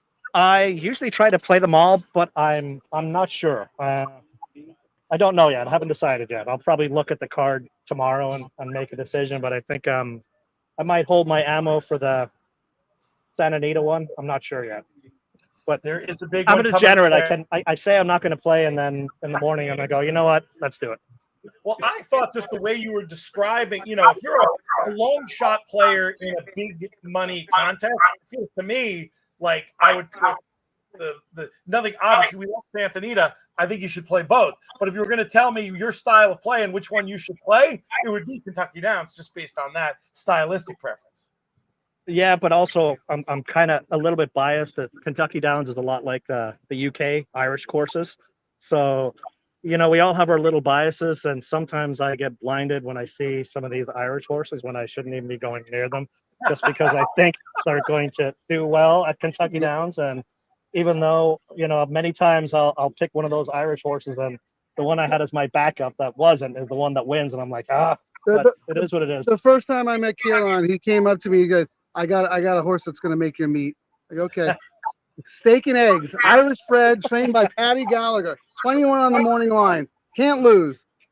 Horse goes off at like 50-1. Of course, I bet the horse. Horse is up the track. Horse is nowhere. I go, why do I listen to this guy? He's an idiot. And then little did I know that every other long shot he gave me after that would come in, and I didn't bet it. So steak and eggs, I'll never forget that. Oh, yeah, and then for the rest of the Del Mar meet, I think it raced 3 more times, and each time he was like, I'm not going to do it. And then he ended up, I had to throw a couple of bucks on, because if he wins and I didn't bet. You need the insanity insurance. Karen, where's the best place to go racing in Ireland? Oof. We were just there in June. Went to Goron Park. That was absolutely beautiful. It was a beautiful track. Hadn't been there since I was a kid. I was actually really impressed with it, to the point that when I'm seeing horses that have raced there, before I might have downgraded them, but I think that track is absolutely beautiful. And if they're coming over from there off rain out here, especially to California, that's a big positive for me when I'm doing my handicap. And of course, the Curragh. I mean, they did a huge expansion there, and that's just another phenomenal track. Very cool. We got a little Have more you- obscure one with the Have you Goran been Park. racing in Ireland, Pete? I went to Punchestown for a couple of days a couple of years ago. Great experience. So I've never done flat racing in Ireland, but it's on the list. I mean, I want to do. I keep threatening this, and one of these years it's going to happen, to do all the big European stuff. You know, just come to Saratoga, Del Mar, maybe get a weekend at each somewhere, but try to do Galway, and then Galway goes into Goodwood, and then you're not too far behind. Well, there's one you absolutely must go to if you're in Ireland. It's in September. It's one of the most unique race meets, I think. It's the Laytown races. Yep, They on the actually beach. race on the beach. Yeah. Because if you're not familiar, in Ireland, the tides go out, and they go out like a mile. And it's just a huge flat, and it's a really interesting perspective seeing the horses race there on the beach. That's so cool. I would absolutely love to. I would love to check that out. Can you do it? Is it close usually to Irish Champions Weekend? Because that could be the double. You could get that amazing beach experience, and then you could do Leopardstown and the Curragh. Well, they've changed a lot of the meets around. They don't like run everything. One ends, the other one ends. Like when I was there in June, I was there was a lot of places I wanted to go, and like I wanted to go check out the Dundalk races. It wasn't actually built when I lived there. I used to go there for the dog racing, but they were dark when I was there, so I didn't get to. I mean, we went by the track, but didn't actually get to see the racing there. So they changed the schedules quite a bit. What do you think of the Irish contender in this year's Breeders' Cup Classic? Do you give City of Troy any count based on what you've seen? I'm not sure yet. I guess we'll have to see what the weather's like. I mean, it all depends. I mean, are we going to get that? I'll tell you what the weather's like. 72 and sunny. It's Del Mar. Yeah. No. Well, Pete was out here. He brought the New York weather with us. It's humid, and what is it? 200 degrees here today at Del Mar. It is. We did have a day in the 80s. It wasn't pleasant. But No, we do occasionally get rain early in November, occasionally, but I don't think it will be enough for any thwart. upgrades or downgrades on the racetrack. So now that Frank has said it, it's going to happen. It's gonna pour. Just knocked us right into a. I just mushed it. Totally mushed it. Michael, do you have a Breeders' Cup Classic fancy yet? Are you with me leaning Team Fierceness, or do you have another idea? I'm thinking Forever Young right now is kind of the one that just see if he trains up to the race. I mean, his trip in the Derby was not ideal, obviously. So I think he could be the Japanese are going to get one of these like Breeders' Cup Classics, or they've already got a couple of Breeders' Cup wins, and I think Forever Young could be the one that delivers it. But it's still really early. You want to see how the prep's come, how he shows up, and all that stuff. But he's kind of the outside shot right now. Has he even run since the Derby? I haven't heard much about it, but this was the plan all along. Yeah, I can't remember. I follow this good account on Twitter, Graham Pavey, Sure. Long Ball to No One. Yeah, and Yes. he always posts about the potential Breeders' Cup runners from Japan, and he's been high on them even after the break. So I think all systems are go to make it to the Breeders' Cup. I just can't remember exactly if there's going to be a prep overseas or not. You would have to think, but that was weird last year with Derma, right? And they said he's done for the season, and now he's running. And I just couldn't. I loved him in the Derby. I couldn't bet a nickel on him. And he goes and runs second. So we're off here in the 10th at Kentucky Downs. Looks like a bit of a visually looks like there's some pace on here with number 7 Appellate out there on the lead ahead of a big long shot number 6 Hampton Yard down in 3rd at the fence under the mistletoe, hanging in there with just a wall of horses next door, including Screaming Mimi and Public Assembly, and I think that's another giant long shot Textile up in that vanguard as well. beginning to sort themselves out as they go into the start of that very long turn, and Appellate still out there on the lead, followed in behind. Are you tracking where you are in this race, Michael? You happy? Yeah, we got the Bourbon Lane Silks, red and cream color, about mid pack, angling out about 5 wide, making a little bit of a move, but Jock is niggling on them. You must be ahead of me because I'm just at the midway point in the turn. The 7 still in front. I do see. I just caught up to what you just described. Your Raconteuse gonna have to answer a question in a hurry here. Turning in, it's still Appellate, this longtime leader, holding the others at bay. And not really seeing a lot being pulled out from the back of the pack, but one who's in a good attacking position is that number 5 Public Assembly, the favorite. But it's not just between those two. There's also I honestly can't pull it up for you. But the horse that's in third is the 8, Michael says. But it really looks like it's down to the 2 in front, with Public Assembly knocking heads with Appellate, and I think that's the way it came. Just looked like you know the interesting runners we talked about seemed to empty out a bit. Wasn't a whole lot of closing going on there, Michael, for a race that at least looked visually fast. Do you think it's baking out a little bit? Is it too early to say that? I wouldn't necessarily draw too much into that, just because they were 8-5 and 7-1, but 4-1 on the morning line. I'm not going to make a pattern of ever taking 8-5 on Chad Brown runners at Kentucky Downs. I don't think that's a way to make money long term. But got the job done here. Bet down off of the 8-1, the 5-1 morning line, and pulled it off. Yeah, I think that it is interesting, and I think we are going to see him targeting these purses more. Chad seems like, following his training over the years, a creature of habit. This is a spot on the dance card more are going to be choosing. So the historical stats don't really bother me, but still, yeah, that kind of a price in a race at Kentucky Downs, not easy to swallow. Speaking of short prices, we are 3 minutes to race number 5 at Del Mar, and we're dealing with a big favorite here in the form of number 4, Leia's Candy. Kieran and Frank, we'll start with you guys at Del Mar. Is this a favorite we can try to oppose? I hate this. Oh, sorry, Frank. I hate to say it, but I went first and second choice, and I usually don't bet favorites. I just didn't see anything else that I could make an excuse for. So I'm hoping for 2 wins so I can get my chalky pick 5. Okay, you got a chalky pick 5 going. What about the contest? Have you looked at the leaderboard? What will got a chance to advance to play on Saturday or get some tour points potentially? I have not looked. Let's have a look here and see. While he's looking, I will say that Leia's Candy is absolutely the one to beat.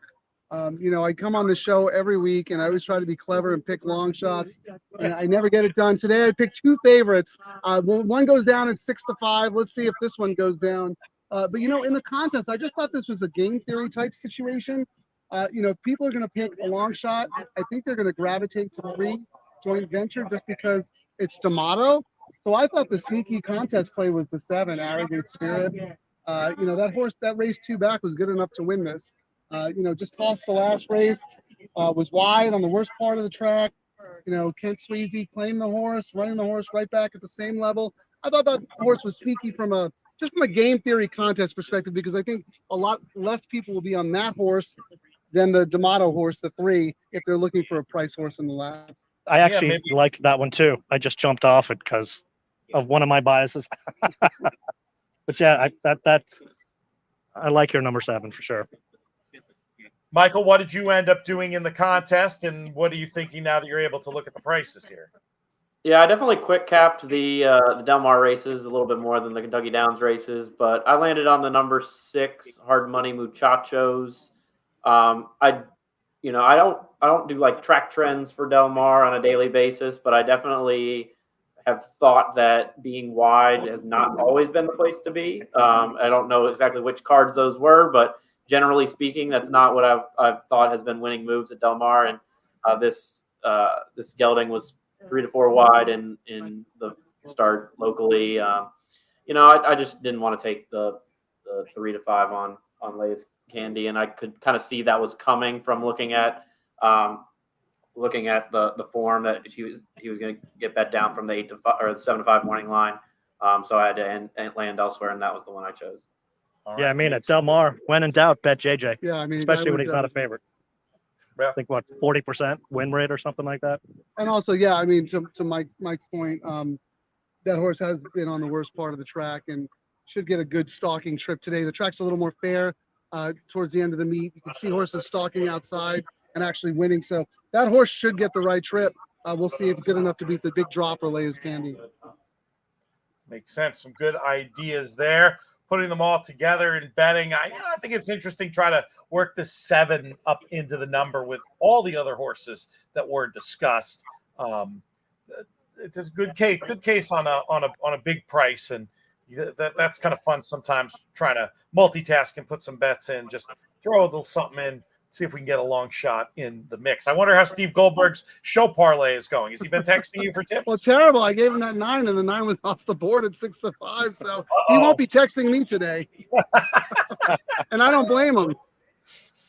They're off with the Little Red Feather Runner joint venture.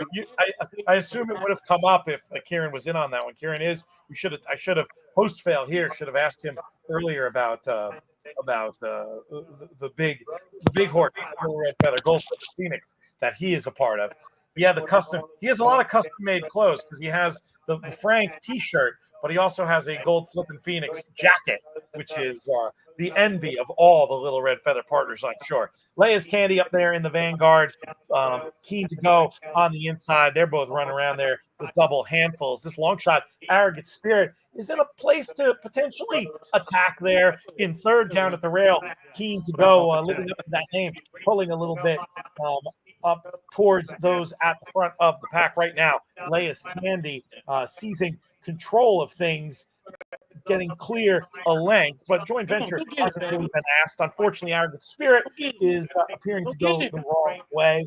Meanwhile, we've got the 2-runner, Keen to Go, who pulled up into that spot, now in a great attacking position outside this favorite. Favorite definitely going the better of the 2 as they turn in, whip out on Keen to Go. Looks like more of a double handful when it comes to Lay's Candy, who is really going to have something go awry to lose from here. But who knows? Let's see if this Keen to Go can stick on and at least make a race of it as we enter the last 16th. Look at a little conveyor belty now. Run from the back of the pack from Rogue Sun to make it a battle for third with joint venture. But Lay's Candy holds off easily. Keen to Go as far as the relevant contest positions go. What, your horse was in position for a second there, Frank. I'm sorry. Hold on, Pete. What'd you say? I just said your horse was in position for a second there. Yeah, I mean, that's ran to his odds. Was right up there and just found nothing. Lay's Candy was absolutely going to be so hard to beat in that race, and the horse proved it. It did what the horse was supposed to do. When you're dropping from proper allowance company into a race like this, you're supposed to win the race. Do we have a delay or anything at Kentucky Downs, Michael? I'm not seeing that official. Yeah, I've not seen it go official on mine either. Haven't seen it. I'll pull up. Well, yeah. Looks like they're just walking around. Okay. Does it say? Unofficial still. Yeah, it just says. Already took the winner photo. Yep, 5, 7, 9, 8. I'm sure they'll get their act together. My 9 came in third. There it is. I think no, not yet. Sorry, those were times. This was like my ropiest hosting in 5 years of doing shows for In the Money Media. So thanks to everybody for sticking with me. Hopefully the guests were of quality and the general fun of it that we were able to overcome my hosting on this show. The guests were definitely high quality, Pete. we got 2 Franks today. There you go. We also got Frank Tate and Bobby Benton over here listening and watching along too. Very nice. A little crowd. We're starting a little grassroots movement out here. I like it. We'll take all the publicity help that we can get.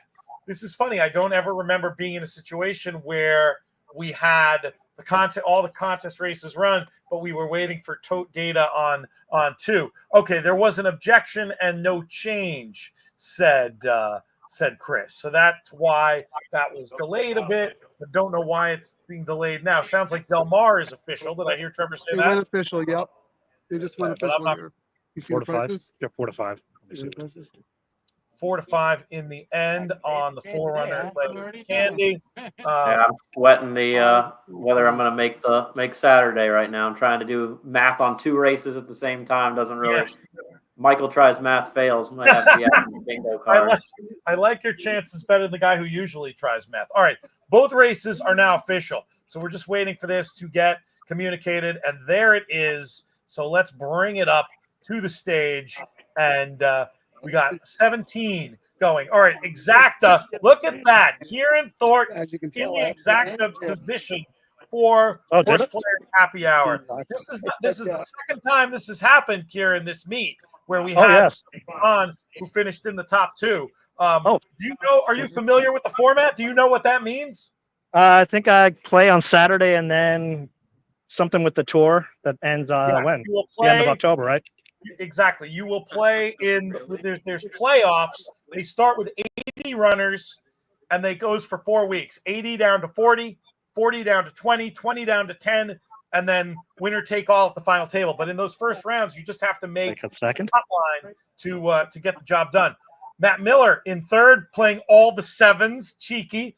Matt Blanchett, James Millar, David Pierce, Andrew Uretsky, Robert Mack, Joseph Rumfolo, and William McCool. That's our tour point getters. Michael Domowell does not get tour points, but squarely in to play on Saturday. Bernard Moore, Matt Letexier, Andrew Uretsky, GT Nixon, Alan Rohr, and John Manarino. That's going to do it. Those are our players for the winners for this week's HorsePlayers Happy Hour. You happy enough with that, Michael? Any chance that 10 points is going to cost you being on the bubble with 11, or are you more just happy you made play on Saturday? No, I think after not getting either of those runners in the last 2, just getting to Saturday was all I could really have asked for. So I'm excited about that. Got some Kentucky Downs action on Saturday, and this is actually the going to be the 3-year anniversary of me punching my ticket on this exact pattern at the on the Kentucky Downs closing weekend through this feeder system. So hopefully history can repeat itself. I love that. I love that for you. Congrats to and thanks really to Chris and Mike and David being so active in these comments. I'd love to keep that.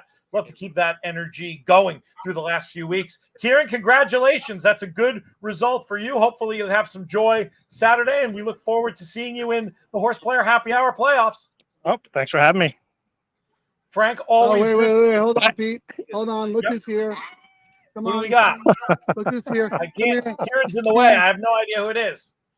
Do you see who that is? That's the sex dragon himself, That's Andrew the Brown. sex dragon himself making an appearance. I saw him earlier. I said, you want to ruin another broadcast with the terrible dancing? This is where we'll be. He did dance very impressively on last week's show. All right, that's it for our friends at the Breeders' Cup. Thanks so much for sponsoring these shows. To everybody for playing, get involved next week. Horseplayers.com. To Kieran, to Frank, to Michael, to everybody in the comments, to the Sex Dragon, to Steve Goldberg. Good luck with that show parlay. We'll be back next week. Until then, may you win all your photos.